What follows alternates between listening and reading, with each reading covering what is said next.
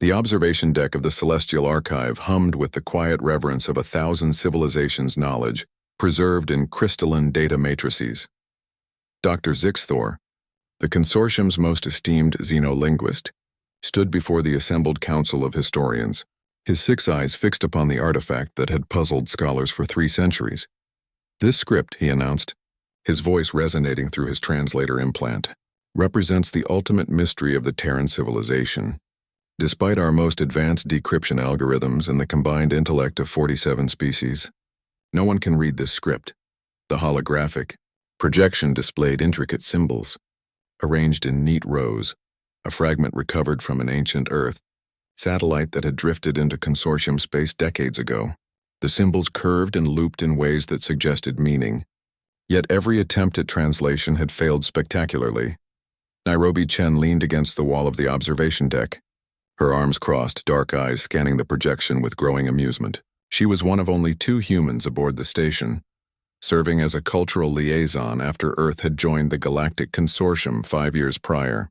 Her colleague, Helsinki Virtanen, stood beside her, his tall frame rigid with the effort of maintaining diplomatic composure.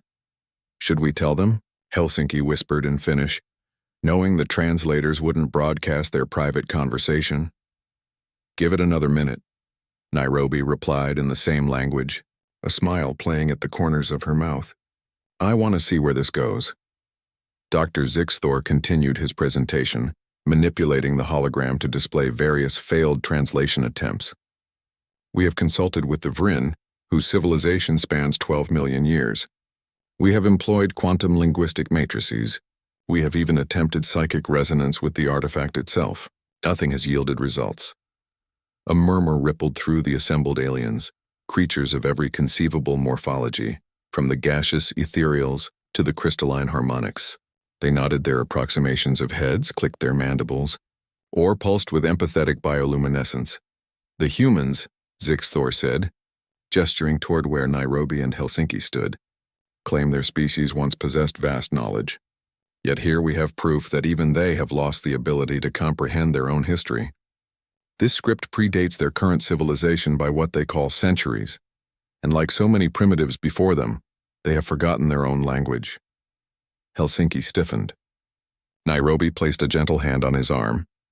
"The tragedy," the xenolinguist continued, his tone dripping with scholarly condescension, "is that humanity reached for the stars before properly preserving their cultural heritage. They are a cautionary tale, a species that advanced technologically while regressing intellectually. That did it." Nairobi pushed off from the wall and walked toward the platform, her footsteps echoing in the sudden silence. Helsinki followed, knowing there was no stopping her now. "Dr. Zixthor," she called out, her voice cutting through the quiet like a blade. "May I see the artifact?" The alien historian's eyes swiveled toward her, reflecting surprise in their multifaceted depths. "Ambassador Chen, I hardly think—" "Just for a moment," she insisted, climbing the steps to the raised platform.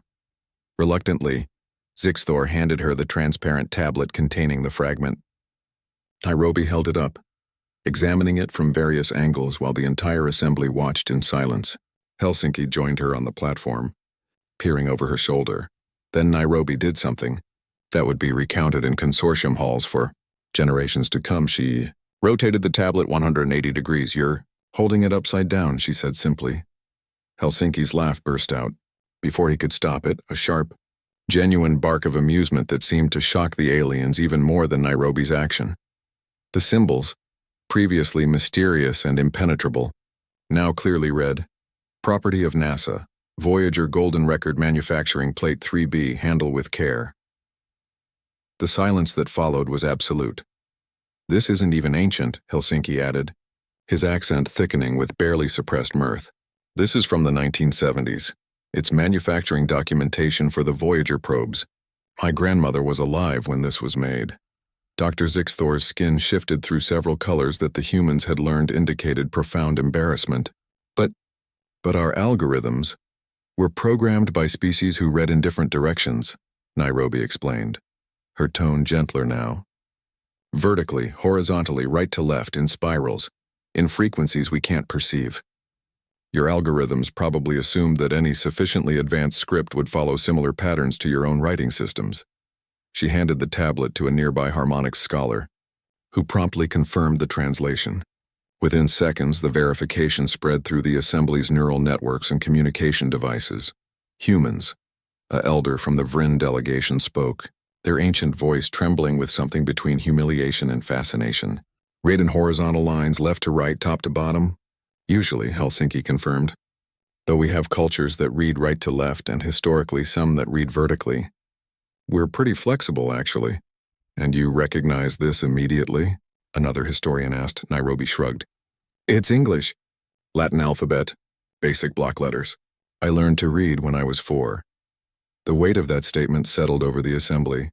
The greatest minds of 47 species, armed with technology that could decode quantum fluctuations in space-time itself, had been stymied by a simple matter of orientation, something a 4-year-old human could have solved.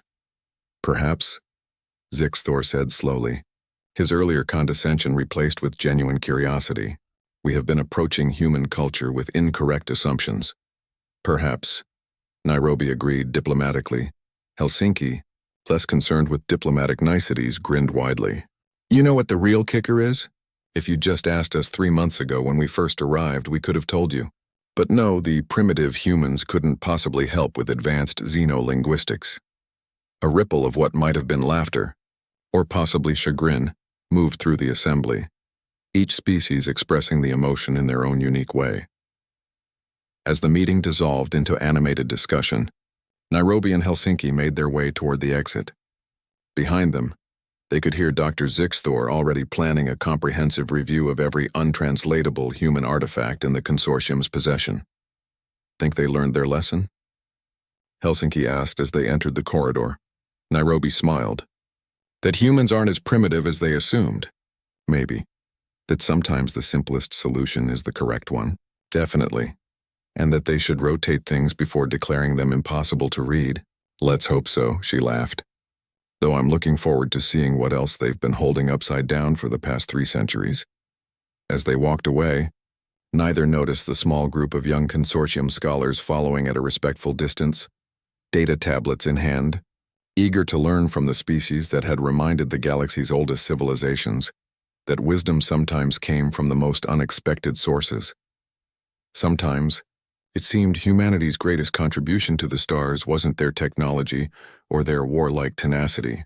It was their ability to look at a problem everyone else called impossible and simply say, "Have you tried turning it around?" The end.